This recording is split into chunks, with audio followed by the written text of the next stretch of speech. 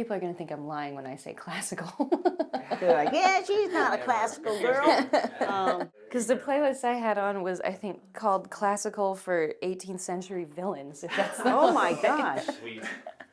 Dig deep there.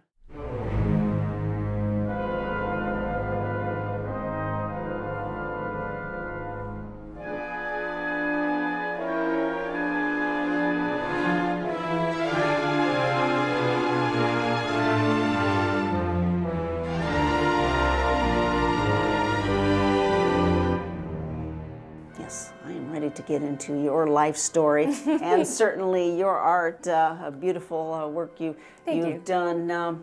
Were you an artist as a child?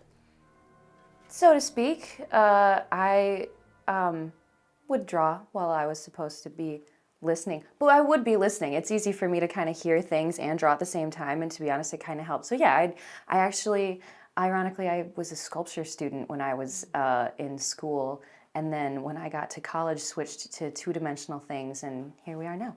So you knew this was an art to follow academically. Yeah, I had some stubbornness that I never let go of from when I was a teenager, where I knew at least the field that I wanted to go into, maybe not the specific niche one that I found, but I knew it would be in the area of I get to make things for myself and for other people.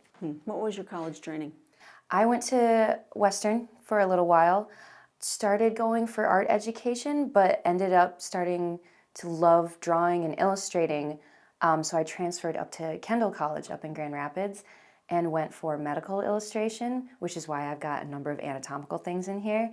And then graduated from there in 2016 and segued from medical into more natural subject things. So I've gotten to work with the Nature Center, different plant groups. I've gotten to illustrate some scientific articles in journals, publications, residencies, and things like that. Yeah. Been very lucky so far. Medical illustration to the plant and the animal. What's the segue there? Accuracy.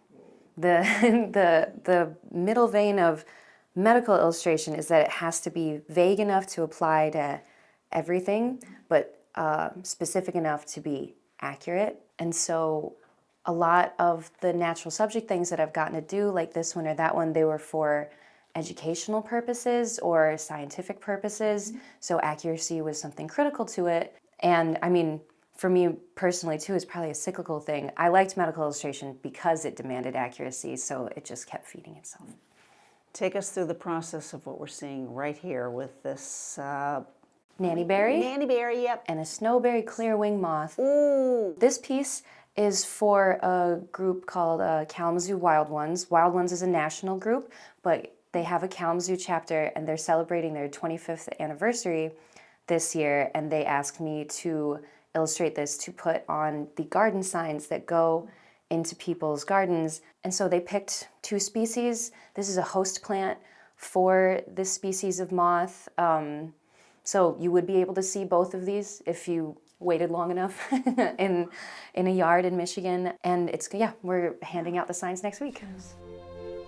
This year is the 25th anniversary of the Kalamazoo chapter of Wild Ones, so they're a native plant like resource and educator. So they provide seeds, they provide partially formed plants that you can put in your garden, and they educate people on how to make more sustainable landscaping in domestic environments, like, the most that a person can do with their own plot of land. And their vice president had attended a market that I was selling some of my prints and illustrations at, and me and her have been talking for the last year, and she really wanted me to do an illustration of a nannyberry bush and a snowberry clear-wing moth, which to me looks like a little Pokemon.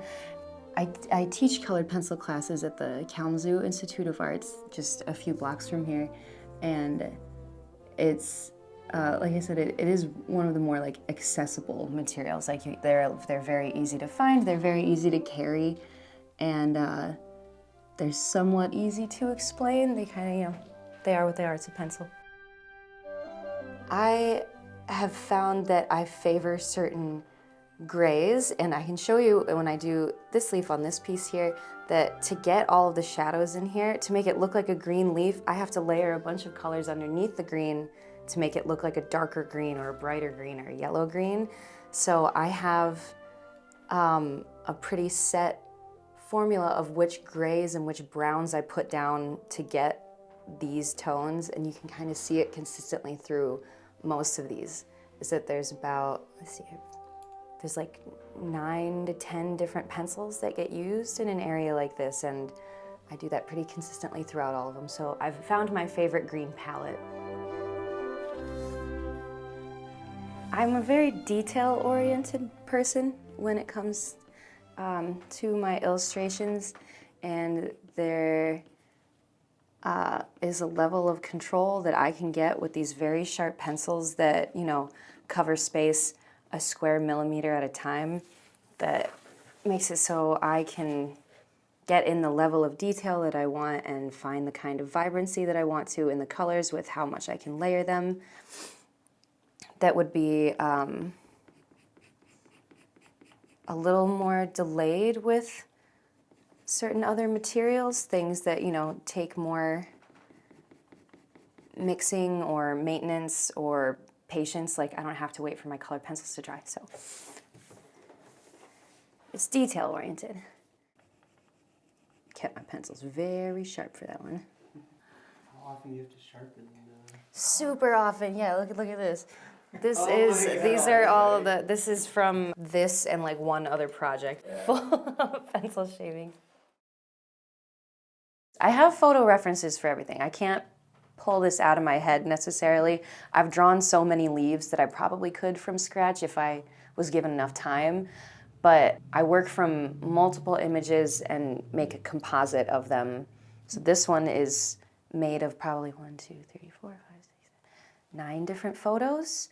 And it's my job to, you know, make it look like one image. Same with that one. That one's made from tons of different photos. Is it okay to like have a coloring book I see you have in your hand? What's going on here? Yes, so here, you can look through this if you would like. Yes. So me and the vice president of Kalamazoo Wild Ones, you know, she's a plant enthusiast, insect enthusiast, art enthusiast, and I met her at a show where I was showing my things, and she asked me to do this, but we've gotten to collaborate on a couple other things so far.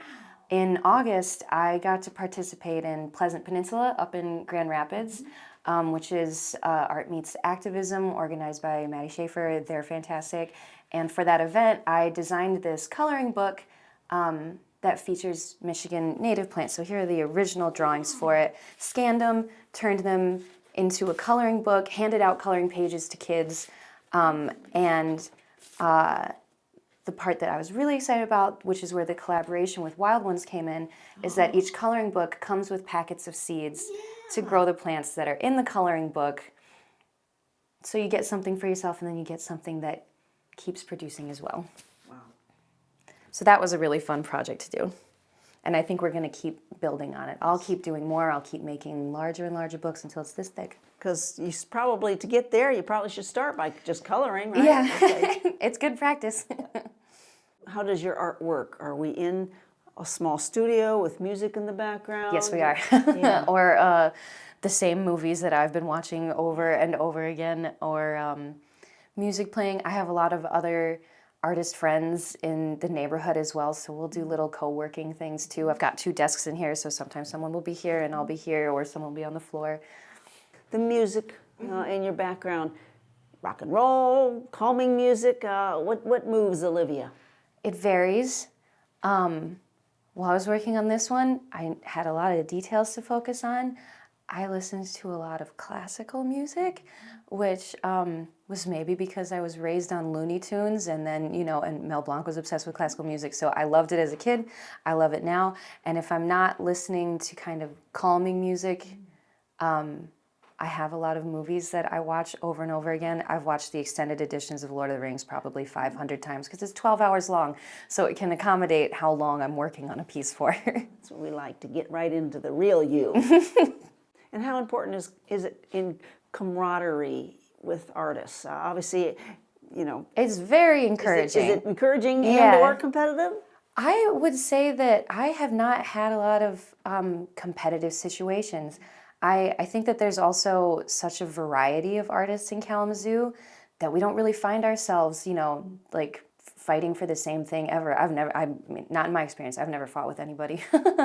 There have been multiple times where someone has asked me or someone has asked a friend if they could do something that felt a little outside of their realm, but they knew another artist that it would be fitting for. So it's all very uplifting. Like if there's something that someone tells me they need an artist for, but it's not something I do, I know a couple other artists that they could ask, and so we all kind of just trade these opportunities and gigs and things like that. Reach behind you and bring out the dog. Tell me about this. This is Frankie, partially finished. Wow. I do a lot of pet portraits close to the holidays. I've been teaching a pet portrait and animal illustration class at the Art Institute a couple times this year, so he's been serving very well as an example of how to do certain things with fur or with the very odd shape of what a dog nose is. It is an odd shape, isn't it? I guess I've never It's like a mushroom kind of cross-section. Yeah. What about the work you do outside of your studio? I understand a wonderful mural in Kalamazoo. So there's a shop that just opened downtown Kalamazoo on the mall, Charters Guitars. I think it's described as a luthier. He does a lot of woodworking. He refurbishes guitars. He makes them from scratch. He's a musician himself.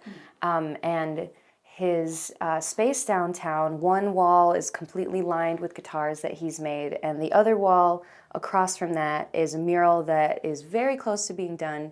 And the intersection that I found between what I typically do and what he does, the mural features trees that produce the wood that he makes the guitars out of. So one part of it is mahogany, one part of it's wild cherry, sugar maple, and black walnut. And talk about the KIA and the mural and Kalamazoo and lots of opportunities for an artist. More and more I'm finding, and I don't think it's just because I'm, trying harder and harder each year. I think that the general attitude of artists in Kalamazoo has become, we'll make our own opportunities, or we'll find more ways to give the rest of the community opportunities. The Arts Council in Kalamazoo is fantastic, and they're getting more and more accessible as time goes on. The KIA constantly has programs, and they offer scholarships too, so I appreciate the accessibility there as well. There's a number of other, groups, collectives in Kalamazoo that keep popping up over the years. Starlight Collective, Recreation Collective, Cloud House, those are all in the Park Trade Center, which is a nice little hub for a bunch of creatives to all be under one roof. Kalamazoo is a very dense place, and by that I mean it's very close-knit. You can get from one side of town to the other pretty quickly, so it's easy to find each other in that way. Everybody knows each other. Most of the people that I know I met just through proximity, either being at a show, being in school, being at an artist event, and those friendships and acquaintanceships, they really last a long time because we're all so close together, which is nice. Where's the picture of the cat? Oh, my cat? Your cat. Not yet, not so far, but it would be a good idea, wouldn't it? Now that we've redone the living room, I should get one big one to have right next to the front door, so everybody knows whose house it is when they walk in. You've got to have that buddy. Congratulations on what you're doing. Thank you.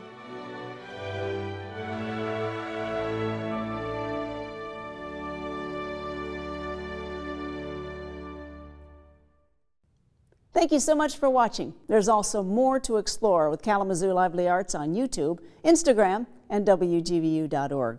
We'll see you next time. Support for Kalamazoo Lively Arts is provided by the Irving S. Gilmore Foundation, helping to build and enrich the cultural life of Greater Kalamazoo.